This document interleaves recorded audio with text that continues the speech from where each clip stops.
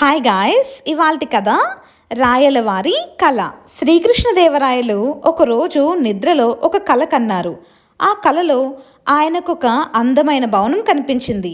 ఆ భవనం ఆకాశంలో తేలుతూ 1,00,000 దీపాలతో చాలా అందంగా అనిపించింది. ఆ కళను మరువలేకపోయారు. మర్నాడు సభలో ఆయన ఆ కళను వివరించి దాన్ని నిజం చేయాలన్న ఆయన గట్టి నిర్ణయాన్ని అందరికీ తెలిపారు. అది విన్న వారంతా అలాంటి భవనము ఎలా కట్టగలము, అసలు గాలిలో తేలే భవనాన్ని కట్టడం అసాధ్యం కదా అని నచ్చ చెప్పడానికి ప్రయత్నించారు.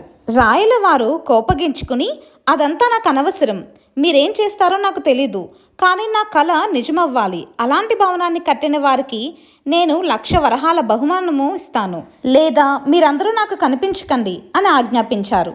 విన్నవారంతా నిర్ఘాంతపోయారు. ఎన్ని రోజులైనా రాయలు ఆ కళను మరువలేదు.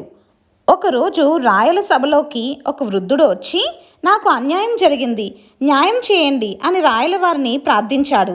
నీకేం అన్యాయం జరిగిందో నిర్భయంగా చెప్పు, నేను న్యాయం చేస్తాను అని రాయలు హామీ ఇచ్చారు. నా దగ్గర 100 నాణ్యాలున్నాయి, అవి ఒకరు దొంగలించుకుపోయారు, నాకు వారెవరో తెలుసు, నా నాణ్యాలు అడిగి ఇప్పించండి అని అన్నాడు ఆ వృద్ధుడు. శ్రద్ధగా విన్న రాయలు, ఈ దొంగతనం ఎవరు చేశారు, ఎక్కడ చేశారు అని ప్రశ్నించాడు. నా 100 నాణ్యాలు దొంగలించింది మీరే స్వామి అన్నాడు వృద్ధుడు. నిన్న రాత్రి నా కలలోకి వచ్చి మీరే అవి దోచారు. ఏమిటి వెటకారం, కలలో జరిగినది నిజమనుకుంటే ఎలా అని కోపంగా అన్నారు రాయలవారు. ఈ మాట విన్న వృద్ధుడు గెడ్డం మీసం తీసేసి కర్రను పక్కకు పడేసి పగటి వేషాన్ని విప్పేశాడు. చూస్తే అతను తెనాలి రామకృష్ణుడు.